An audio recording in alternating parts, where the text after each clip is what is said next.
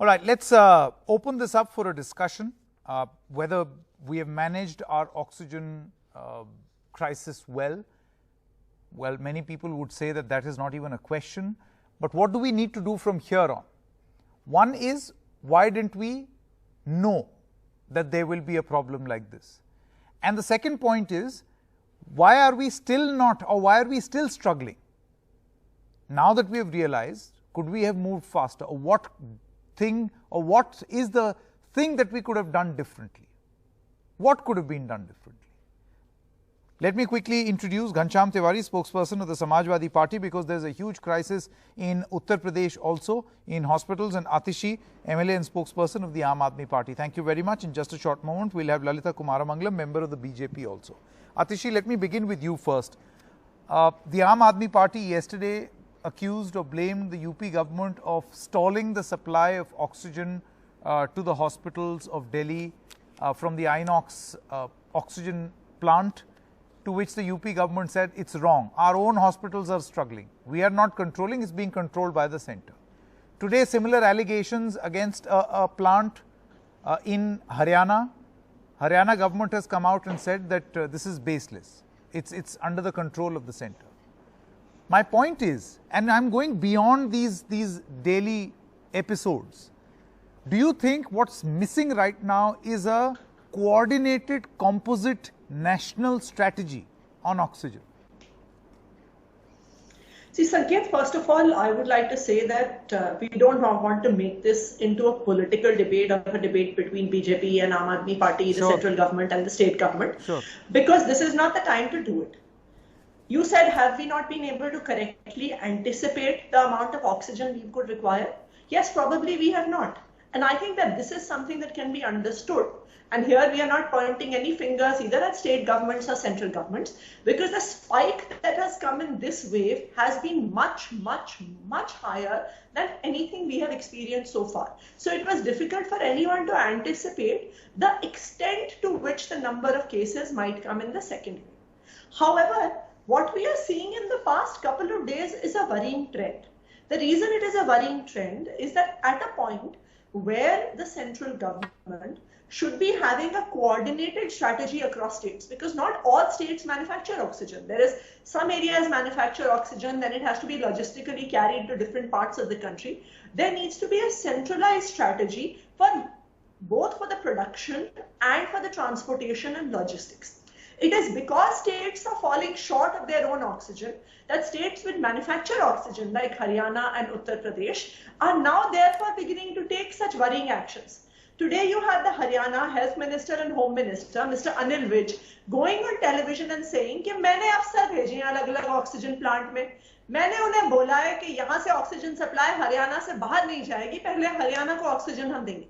What does that mean? That means that St. Stephen's Hospital was on the verge of running out of oxygen. It means that Manipal Hospital, Max Hospital, Apollo Hospital, all of which were getting supplies from that one Lind plant in Faridabad, were on the verge of a serious crisis.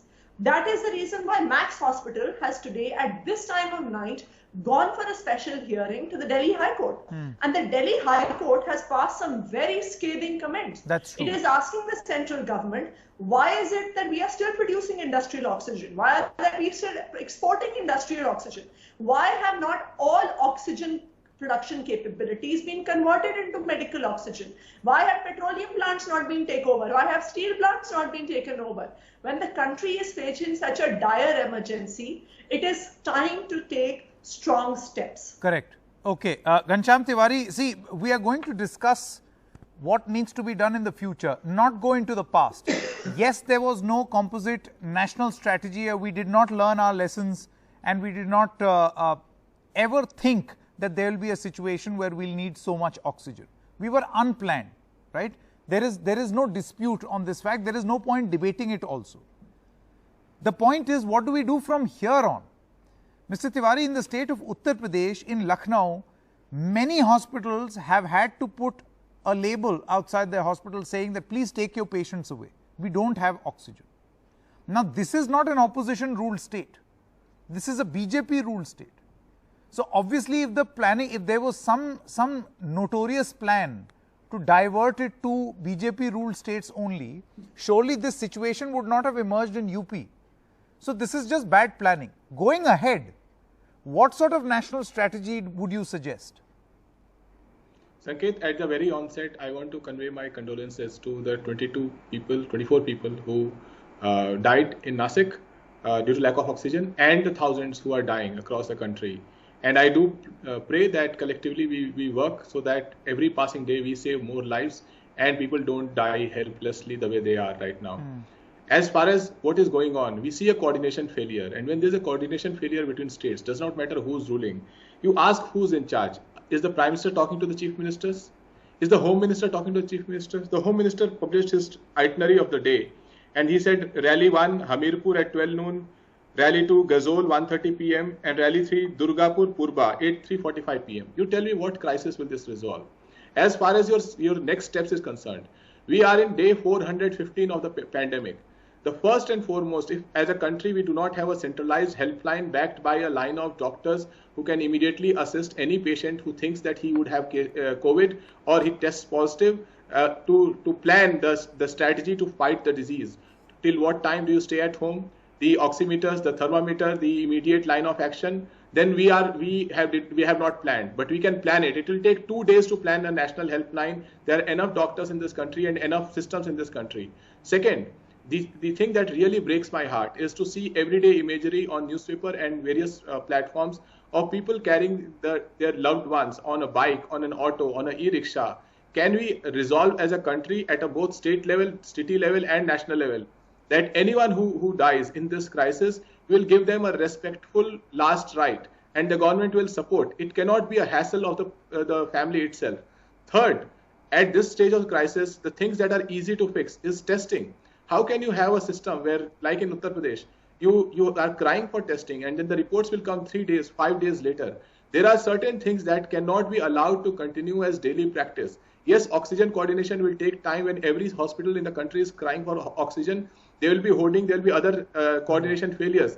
But we need all hands on the deck. If any of your viewer is watching this and who thinks he is a capable person in this country, then every such viewer has to ask himself, what am I doing to help this country? And his government, his state government and the national government must be asking, am I tapping that professional capability? Correct. We have, but obviously one would expect greater answers from governments or from government to government coordination. Atishi, see, the point is, and we held this Solutions Summit precisely for this reason right here on NDTV, and many of the chief ministers and many top leaders said that you may produce more oxygen. The problem will be logistics, it's transportation. That is a big crisis. For instance, we may have enough oxygen, we may not have enough cylinders or containers to transport that oxygen. Now that is a huge problem. I think, Sanket, really the Delhi High Court has made it, in its statement, has made the situation very clear that in an emergency, we have to utilize any and every resource. Correct. When today in Delhi, we are using schools as hospitals, when we are using banquet halls as hospitals, then why is it, as the High Court has rightly said, why can't petroleum plants be used for oxygen supply? Why can't steel plants be used? Why can't the entire logistics capability that the government has, that the private sector has, where goods are transported across the country? You just look at Amazon. Amazon transports hundreds and millions of goods across the country every day. Why is it that the government cannot use logistics supplies capability of the private sector? Let only essential goods and services be transported across the country at this point of time. And in addition to that, all logistics capability should be used for medical supplies. Why is it that can't be done? If there is ever a time for that you have to declare a national oxygen emergency. Atishi, very clearly, in your mind, logically, as well as on the ground, you have to be convinced that this is a national oxygen emergency. I want to ask the two of you, do you think or do you not that this is an emergency? Atishi first and then Mr. Tiwari. It is clear that it's an emergency, Sanket. It is in Delhi itself, you have been having more than 20,000 cases every day for the last few days. Even if 10% of them get admitted, that is still 2,000 people who are making it to hospitals every day. 10% patients on an average out of all those who get COVID positive need oxygen support. You have lakhs of people at this moment who are active patients and need oxygen supply. I personally know people who have died in different states across the country just because they could not gain access to an oxygen cylinder on time. If this is not an emergency, then what is an emergency? The fact that the Delhi government has, after much debate and discussion, taken a difficult decision of a 6-day lockdown despite all the costs that we know, is because we know that there is a health emergency. I would like to appeal to the central government to forget all other political activity that is going on that Ghanshyam was talking about. Let us focus only on COVID. Let us put politics behind us. Let us all come together to it's about time and save the country. It's about time that happens, because people dying, I mean, I can understand that freak accident in Nashik where 24 people lost their lives. That's an accident, right? But to not have oxygen, for hospitals to basically say that we only have 2 hours of oxygen left, 4 hours of oxygen left, that cannot be blame game. Why will a hospital do that? They're desperate. Why would a hospital move the Delhi High Court, Mr. Tiwari? Why should it come to that? And even now, how can we course correct? I think it comes to that because the hospital is desperate. You have healthcare workers on the line, putting their lives on the line to save lives, and you have patients who are desperate. It is a volatile situation. So the hospitals know that. You can't see a situation where oxygen is going away and there are 100 patients on the ventilator. What will happen on that spectacle? Second is that you have the hospitals were already addressing non-COVID patients. There has to be a parallel line to support non-COVID patients. So these are the two things: ensuring that we take best care of healthcare workers who are on the front line, secure them even in this pressure situation, and take care of non-COVID situations alongside has to be part of that plan. I think if this government is serious, they should realize that they have bungled up, and even if they don't want to admit it, so be it. But let them create a team, a national team of 5, 10, 20 people who are ready to face media every day, once in the morning, once in the evening, to say what they are doing. No, that they are doing. A government. You've got Dr. V.K. Paul. You've got Dr. Are they accountable? Are they health secretary? Are they ready to resign? Shouldn't the health minister resign?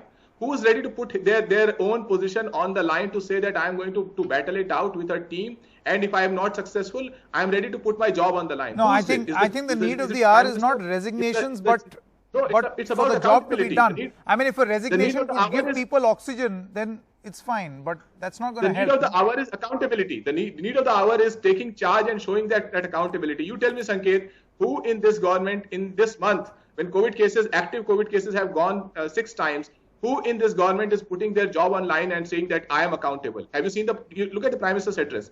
Did he say that he's accountable?